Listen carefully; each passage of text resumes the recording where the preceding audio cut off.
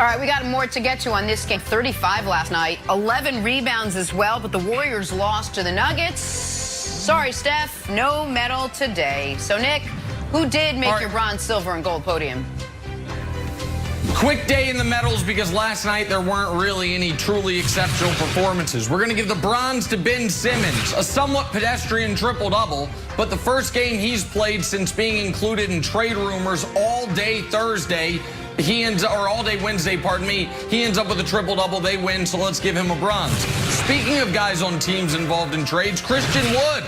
Is Christian Wood right now the best player on the Rockets? I think he is. He gave you 27 and 15, hit a key three late. For the Rockets, getting a win without James Harden, shout out to them, getting 1-0 now without the beard. And the gold medalist, three-time medalist now, Nikola Jokic. The Joker, 23, 14, and 10 in a win. Nikola Jokic making an MVP push already this season. Brandon, those are my three medalists from last night. Yeah, well, not anymore. He looks in shape, man. Sweat and gravy is what I used to say. Yeah, he looks good. Yeah, sweat and gravy. He looks good. All right, Wilds, who just missed it? Tell someone who just missed it. Oh, my guy, Bol got dunked on. I'm rooting for Bol for Rookie of the Year, but Wiseman. I'm also rooting for Wiseman. 18 points, 5 rebounds, good game for him. Still, not enough there for Denver. Draymond threw up the I'm number one. He threw up the Joe Theismann, 1 point. But I don't know anything about basketball, I guess. Listen, you know. You're going to have nothing for later, buddy. Brandon, a day later, you got more thoughts on the Harden trade. Big trade yesterday. My pick. Let's go, Brooklyn. James Harden to the Brooklyn Nets. But when you see these big trades, you forget about the little guys. You forget about the role players. Joseph Tsai, owner of the Brooklyn Nets, tweeted out his love letters to those 4 guys, and it was awesome. I was traded 3 times. I got a handshake walking out the building, but I never got a tweet from the owners. Mr. McCaskey didn't tweet me. Nobody tweeted me. So look, great job, Joseph. Keep doing this and leading the way. This is how you do it, owners. Hey guys, if you know me, you know I am so honest with you about everything, even at my own expense. I'll tell you why we're showing Spurs Rockets in a second. But my first big job was in Philadelphia. I was wet behind the ears. I was a young reporter. My very first assignment was to interview the owner of the Philadelphia Flyers, Ed Snyder. I was terrified. My cameraman, Will Kenworthy, said as he's setting up the camera, it's a one-on-one, he says, just be yourself. He'll see right through you if you're not yourself. Don't be intimidated. You can't be intimidated. Don't show your intimidation. I sit down. I look right at Ed Snyder, who was like 75, 80 years old. I was so nervous. Look back at Will. He goes, be yourself. I look at Ed and I go, swear to God. Did you see Friends last night? That was the first thing that came out of my mouth. Yeah. Did you see Friends last night? But listen, I understand what happened to Grant Hill last night while he was interviewing another intimidating guy, Greg Popovich, maybe one of the most intimidating head coaches in the NBA. Take a listen to what happened to him. But I just want to know for my dinner later tonight, what compliments a steak best, a Cabernet or a Syrah? Do you get to go to dinner? Grant Hill pulling a Jenna Wolf, middle of the game. His team's still playing. They're in it. What happens? What do you pair with your steak? I get it, Grant Hill. Happened to you, happened to me, buddy. We're all the same in this. It gets a little intimidating. I don't want to see this. But also put it all over Twitter so the whole world can see. Well, let's stick with that game and actually talk about things that matter to everyone now. Bills hosting the Ravens. There's a chance of snow in the forecast tomorrow night. Advantage Bills.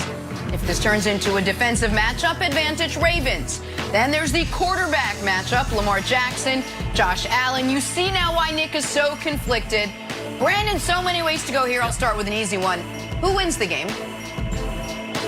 Yeah, Bills. This is easy, right? I mean, it's going to be a tough game, but this is an easy pick for me. I've been talking about this team all year. I've also been talking about this is the only team that can challenge the Chiefs. Nick, you better call your boy and tell him, let B. Marshall, okay, buy me out. I got you, buddy. I know you got bank. I know you're doing great with all your picks this year and your bets, but I don't want to see this happening. Okay, I don't want to see ketchup and mustard just dripping down your face. Come on, no, let's not do that. This kid is so special. I need to read these stats, right? Because you, go ahead, Nick, go ahead. No, I want to hear the stats because then I'll give my analysis. I want to hear the stats, please. You go, Brandon. Well, because I know. Hopefully, I know where you're going with your analysis because you've been talking about Josh Allen all year and how inconsistent he is. So I kind of want to debunk that. I'm going to read these notes right now. He's 7-1 versus a top 10 scoring defense with 112 passer rating. Okay, so this inconsistency that you're talking about, I just don't understand it. He's 6-1 versus a top 10 passing defense with 104 passer rating. This kid is going to be the reason why they win this game. We know about Brian Daboll and how creative he is. We know about Stephon Diggs. That defense, they're good enough to slow those guys down. But I'm trying to tell you, Nick, you got to take this Josh Allen serious. Forget the mustard and the ketchup. You need to be prepared to come in here next week and apologize to Bills Mafia for all of your scrutiny and all of the things that you said this year about their team and Josh Allen. And so I understand that is on the board along with what Wilds thinks could end my television career, which is the embarrassment of getting Pinto-Rond. Here's why I don't think it'll happen. I think, and I believe that, Brandon, we actually might agree on a lot of these points. The Bills have a good coach. I think the Ravens have an excellent coach and certainly the more experienced coach. The Bills very well might have a good quarterback. I believe the Ravens have a better quarterback. I know the Ravens have a better defense, and most importantly, Wilds, is this. The Bills want to beat you by throwing the ball, and the Ravens have an exceptional secondary. Marcus Peters, Marlon Humphrey. The Ravens want to beat you by running it straight down your throat. And that is the Bills' biggest weakness.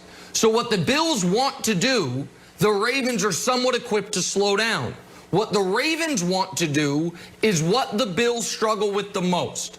So you have, let's call the quarterbacks a push, just so I don't have to argue about Josh Allen. Let's call the coaches a push, even though I think Harbaugh is a tick better. The Ravens have the better defense, and to use the old cliche, Wilds, styles make fights. The style, to me, certainly favors the Ravens in this game, and that's why the money has come in on the Ravens, and the point spread's gone down, and that's why I think this will be the one upset of the weekend. I totally agree with you, and I'm personally happy because I don't think it would ruin your career.